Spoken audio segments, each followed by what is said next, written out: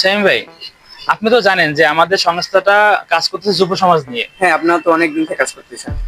এখন এই যে আমাদের সংস্থা একজন আমাদের যে বড় ভাই যে জাহিদ আছে, তার বাইরে বিক্রি করবে।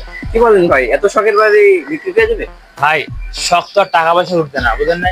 তার টাকা প্রয়োজন। তার 2 কোটি টাকার বাড়ি সে মানে 1 কোটি টাকা বিক্রি করতে যাচ্ছে। কি বলেন ভাই, এত টাকার বাড়ি এত কম দামে বিক্রি করে দেবে? তার ভাইকে শুনলাম বিদেশ পাঠাবে, তার জন্য বিক্রি করতেছে।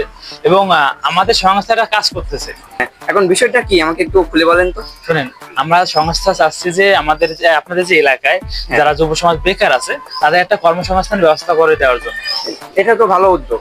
হ্যাঁ, এই ভাইয়ের যে 2 কোটি টাকার বাড়িটা যে 1 কোটি টাকা বিক্রি করতে যাচ্ছে, আমরা চাচ্ছি আমাদের সংস্থা থেকে 50% শেয়ার কিনবো, আর 50% শেয়ার আপনাদের যারা বেকার আছেন তাদেরকে বিক্রি করে দেবো।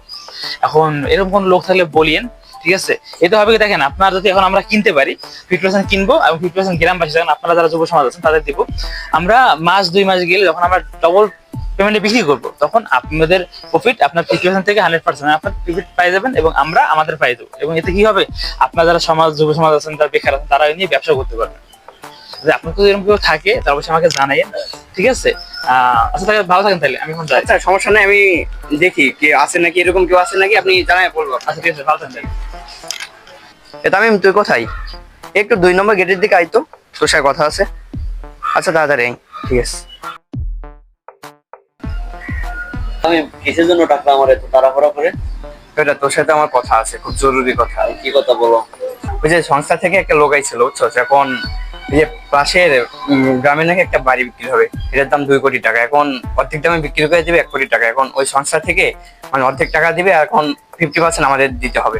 মানে নিতে পারি, তাহলে আমাদের 2-3 মাস পর এটা যদি আমরা ডাবলে বিক্রি করতে পারি আমাদের লাভ হবে।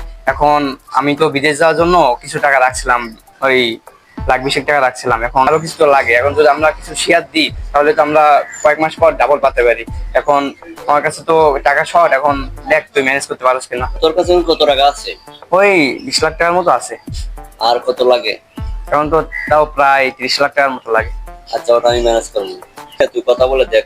আচ্ছা, তুই যদি দিতে পারোস তাহলে আমি ওর সাথে মানে কথা বলবো। আচ্ছা, ওর সাথে তুমি কথা বলো। আচ্ছা, ঠিক আছে, আমি তাহলে কথা বলে তোরে জানাবো। আচ্ছা। আসসালামু আলাইকুম ভাই, আপনি কোথায়? হ্যাঁ ভাই, আমি তো অফিসে নাই, আপনি বাদামতলা আছেন, বাদামতলা আমি দাঁড়ানো আছি। ওকে। যে আপনার সাথে একটু ইমার্জেন্সি কথা ছিল। আচ্ছা, ঠিক আছে, ওখানে থাকেন, আমি আসছি। হ্যাঁ, আচ্ছা।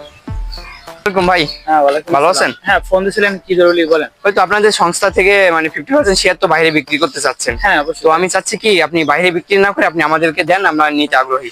আপনি কি টাকা দিতে পারবেন? আমরা 50% টাকাই দিতে পারবো, কোনো সমস্যা নাই। এখন ঠিক আছে, তাহলে